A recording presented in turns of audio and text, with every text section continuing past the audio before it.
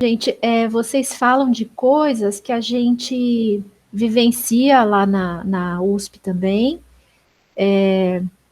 A gente também está tentando, desde o início da pandemia, conversar com a reitoria, e nunca recebemos nenhuma resposta favorável nesse sentido.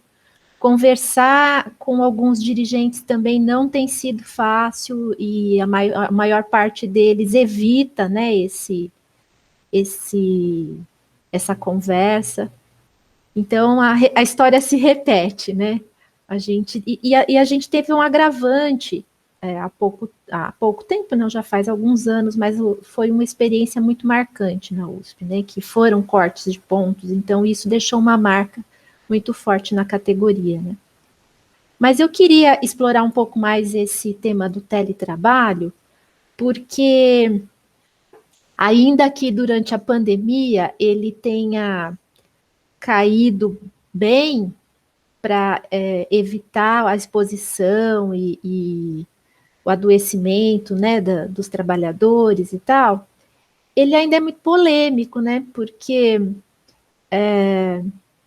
há uma série de dificuldades que vêm com o teletrabalho, né? O Henrique já comentou algumas coisas, a Raquel também já comentou. Nenhuma instituição estava preparada, né, para implementar teletrabalho, tá? A estrutura também não estava preparada para isso. Então, o teletrabalho não é um regime de trabalho que a gente reivindique, mas a gente entende que ele está servindo a essa finalidade, né, de evitar que os trabalhadores se exponham, e é fato que há trabalhos que, pela sua própria natureza, não podem ser realizados remotamente. Mas eu queria perguntar para vocês é, quais as dificuldades que vocês têm observado no cotidiano dos trabalhadores e trabalhadoras que estão no teletrabalho, né? A Raquel já adiantou um pouquinho aí que a situação das trabalhadoras tem uma certa especificidade aí que, vamos dizer assim, uns complicantes, né? Então, eu queria que vocês falassem um pouco sobre isso. É, realmente, como você colocou, Vânia, né, nós aí do movimento sindical como um todo, a gente tem diversas críticas ao teletrabalho, né? Questão da sociabilização, questão da estrutura, né? A questão do contato diário. Mas, realmente, né, na pandemia, o teletrabalho, assim, foi a nossa saída, né? Foi a solução. Só que isso acarretou, né, realmente alguns problemas, né, que vieram juntos, né? O problema principal, central, e isso está acontecendo em todo o serviço público. Inclusive, é papel nosso conseguir criar essa bandeira, que é o quê? Ter alguma espécie de adicional para a estrutura. Mas isso está acontecendo em todo o serviço público. Toda a estrutura, a luz, a internet, né, o computador, o programa, né, tudo está na conta do trabalhador. Então, todos nós estamos arcando, né, com essa estrutura, né? Aí tem um ou outro tribunal que, por exemplo, está emprestando uma cadeira, né, está emprestando um notebook, né? Alguns casos específicos, aconteceu na eleitoral, aconteceu na trabalhista, tal, mas toda essa carga, tudo isso está ficando por conta do trabalhador. É uma realidade que veio para ficar, como a Raquel colocou em uma das falas dela, né, essa situação meio que favoreceu, de certa forma, os tribunais em reestruturar às pressas o teletrabalho. Tanto que a gente tinha regulamentações que permitia até 30% das pessoas em teletrabalho. A gente já sabe que a gente vai voltar da pandemia com regulamentações de 50%. Isso se não for aumentar mais. Né? No judiciário como um todo, eles já estão falando em varas 100% virtuais. Então, assim, está tendo uma economia de custos, né, gigantesca por conta de água, de luz, dos tribunais, isso e aquilo. Só que por problemas burocráticos de rubricas, nada disso está voltando para o trabalhador. Nada, nada, absolutamente nada. E ao que nos consta em nenhum local. Por isso que, assim, né, junto com toda essa situação, é, a gente, enquanto movimento sindical geral, é isso, né?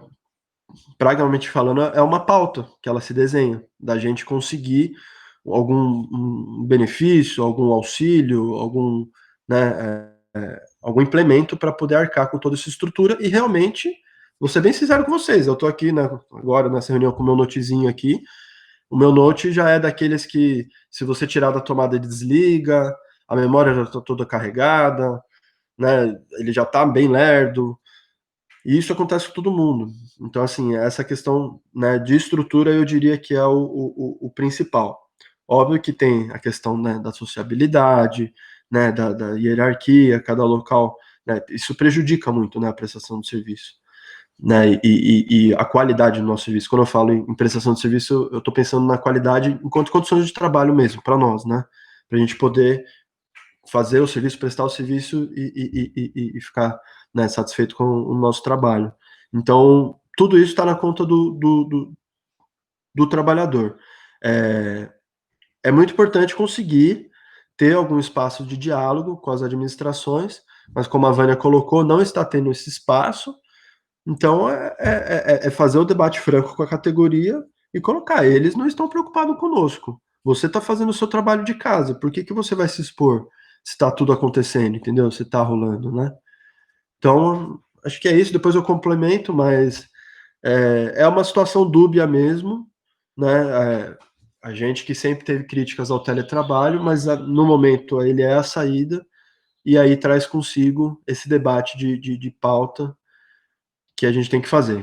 Que se deixar, fica tudo mesmo por conta do trabalhador e todos os custos e gastos, estruturas e desgastes, tudo isso.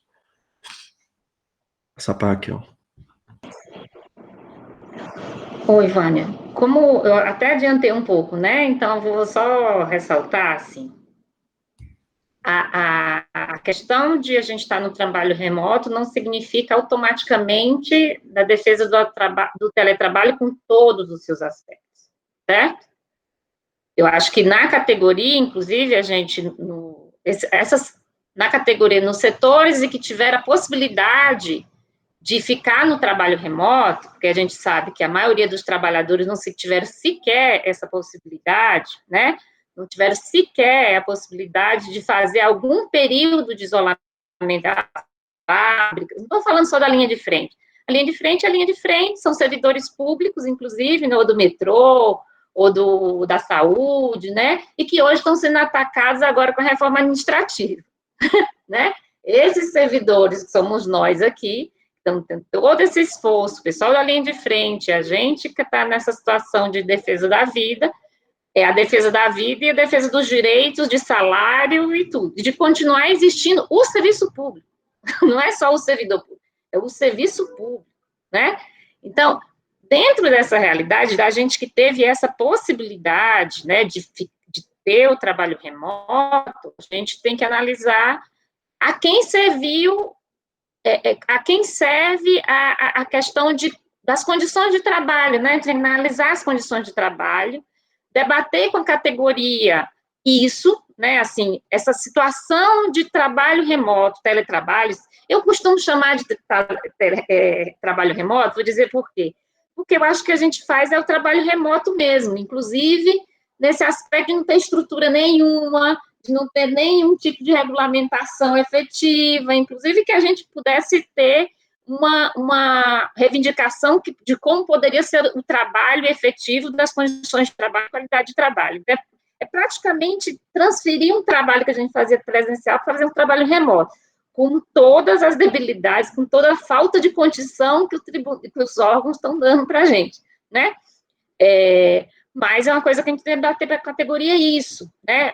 O que é o teletrabalho, o que é essa forma de trabalho virtual que está se discutindo e que o governo tem a imprensa, né, os setores privados têm sobre isso, né? E eu estou falando isso porque isso tem muito valor na educação, na universidade, né? Apesar de a base de vocês não serem de professores e tal, mas vocês trabalham na educação, né, em vários aspectos, assim. Então, assim, por exemplo, vou pegar a educação à distância. É um trabalho remoto, é um teletrabalho. Ele é bom, né? Tanto é que alguns professores estão tendo que fazer o trabalho à distância e tal, mas não significa dizer que as pessoas, os professores, os educadores estão dizendo que ele é perfeito, não é bom no sentido de que ele é completo, né? A gente ter algumas ferramentas eletrônicas na educação é bom, agora, ele, na sua completude, né? É a mesma coisa do nosso trabalho, né? Então, eu acho que esse debate é importante porque, para além das condições de trabalho físicas, tem a questão da socialização com os outros trabalhadores, de compartilhar o trabalho, né? Inclusive, poder ter acesso a outros trabalhadores de outros setores do seu prédio, né? Não é só da sua sala, é do seu prédio, né? De você conhecer. O trabalho também é um trabalho social, né? Então, esse trabalho social, a gente tem que debater muito com a nossa categoria, porque quando acabar a pandemia, a gente tem que fazer esse resgate, né? Mas voltando para a questão bem específica aqui, mas eu acho que é importante, porque senão a gente acaba confundindo as coisas e é natural também que a gente tem que fazer isso, entendeu? Cada um tem uma realidade, né? Porque, por exemplo, para as mulheres, vou pegar aqui o aspecto das mulheres, e vou só pegar, porque por isso que eu digo que é uma questão social, não é individual. Eu sou uma mulher que não tenho filhos, tá? Eu vou só dizer, não tenho filhos, e moro só com meu companheiro. Mas nem por isso eu não enxergo, eu deixo de enxergar a realidade das condições de trabalho das mulheres hoje, certo? No teletrabalho. Inclusive, a gente fez uma reunião do sindicato com os servidores, nem vou tratar aqui do que era a reunião, não vou entrar no mérito, foi lá no TRE. E na reunião devia ter umas 15 pessoas, e tinha algumas mulheres, e duas mulheres, uma com o filho no colo, e a outra com o outro filho, assim, no meio da reunião, né?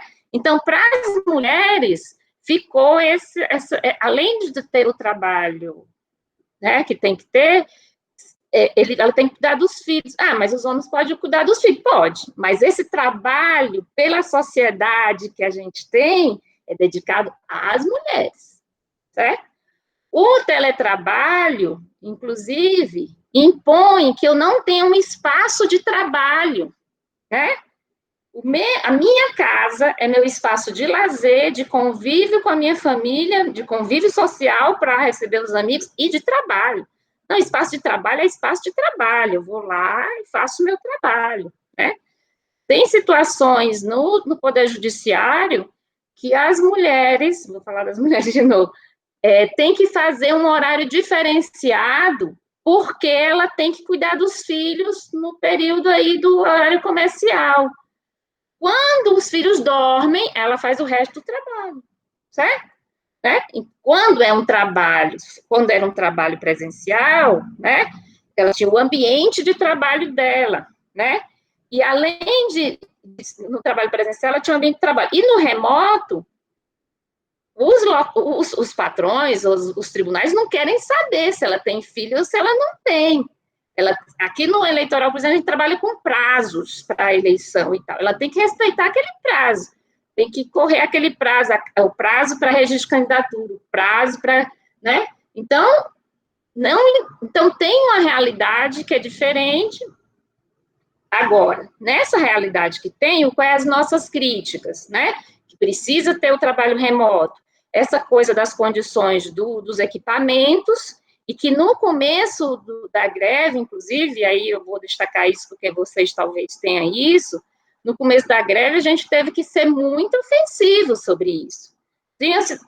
Teve pessoas que procurou a gente, eu não tenho internet, minha internet é um G3, não sei o quê, do celular, então a gente tinha que ir lá brigar, e aí o pessoal se reunia, teve servidor que teve que procurou a gente, outros que se reuniram, não, quero o computador, se eu não tiver o computador, não tenho condição de trabalhar.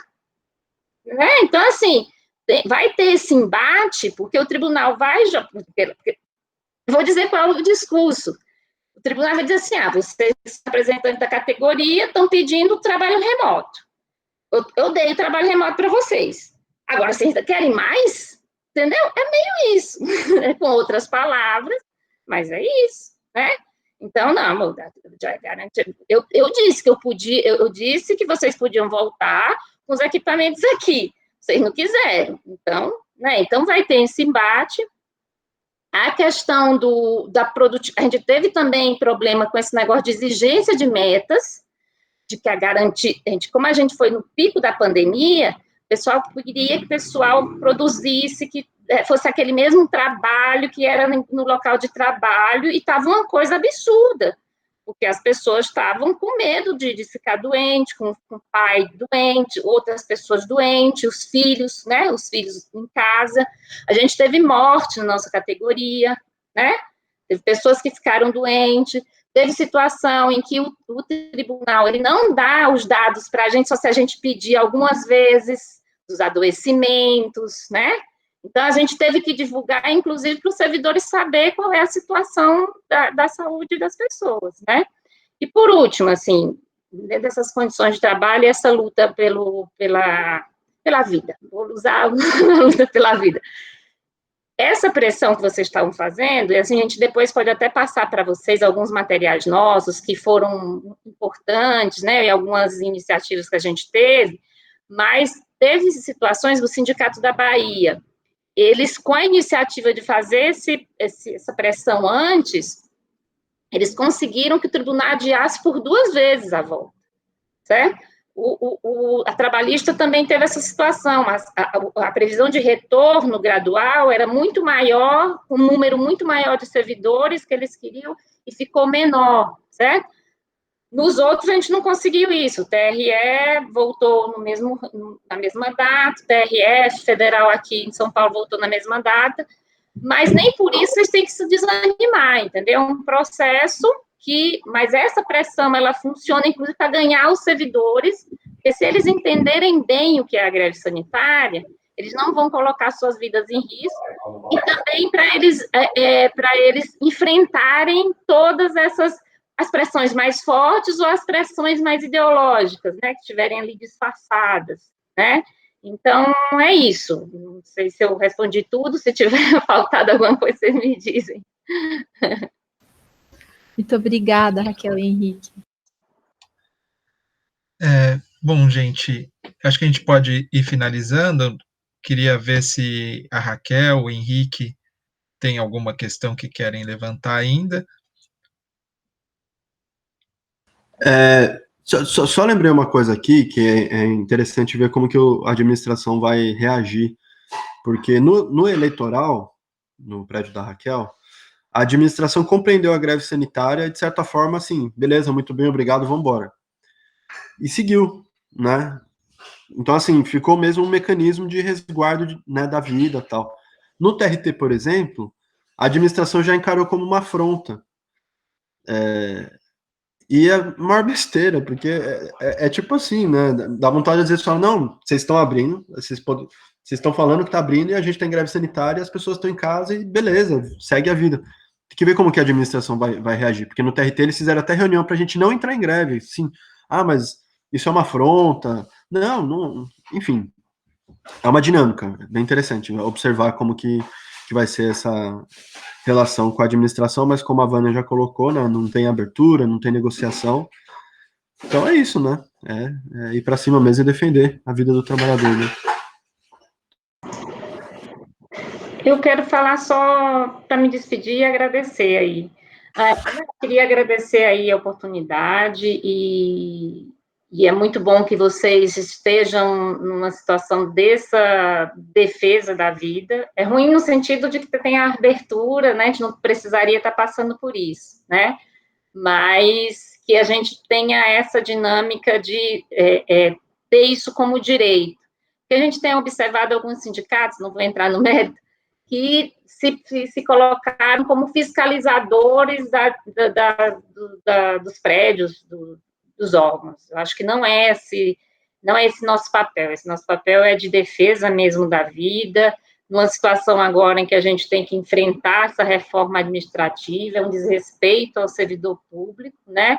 E a gente defende, assim como a gente defende todos os nossos direitos, a vida também a gente vai defender, né? E precisa defender. Não significa que a gente não vai fiscalizar, claro que a gente vai, no decorrer da greve, vai denunciar, né, os abusos e tal. E, por último, a gente falou pouco, mas eu vou deixar, na verdade, o Henrique pontuou, mas a gente falou muito pouco, e viu como eu sei que o Sinturce tem uma atuação muito importante sobre os trabalhadores de empresas terceirizadas. A gente, no que a gente pode, o máximo que a gente pode, inclusive já entrou até com, não sei se entrou, mas estava com uma iniciativa aí, mas está vendo, se não tiver entrado, de fazer denúncia até no Ministério do Trabalho, se for preciso. Porque como não é da nossa base, né, fica difícil essa questão da competência jurídica, essas coisas e tal. Mas, do ponto de vista político, a gente tem, ao máximo, tentado atuar sobre os trabalhadores de empresas privadas, porque esses são trabalhadores que estão sendo muito mais precarizados, que estão em riscos. A gente tem conhecimento... a gente pediu um relatório, a gente teve que pedir um relatório, inclusive, do adoecimento desses trabalhadores de empresas terceirizadas, que eles não consideram, são pessoas invisíveis para os tribunais, né, e eu acho que acontece isso em vários locais, e pedimos como é que estava a condição de EPI e tudo, né, e eu acho que, porque a gente sempre diz, os trabalhadores da justiça eleitoral são todos, né, não só os efetivos, os requisitados, os cedidos, os trabalhadores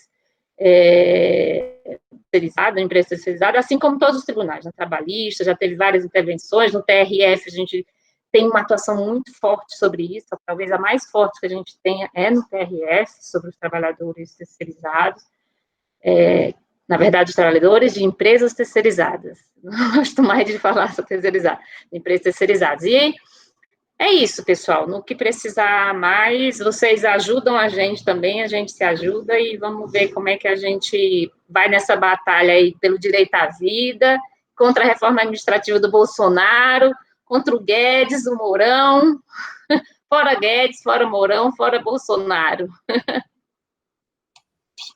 É isso aí, obrigado, então, mais uma vez, Henrique e Raquel.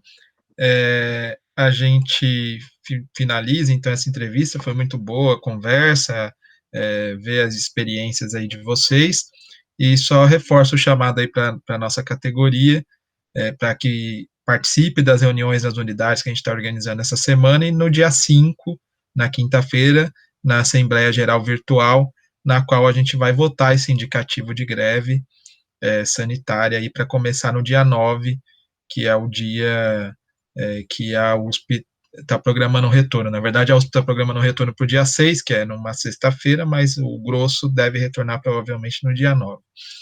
Então, é isso, mais uma vez, obrigado aí. Valeu.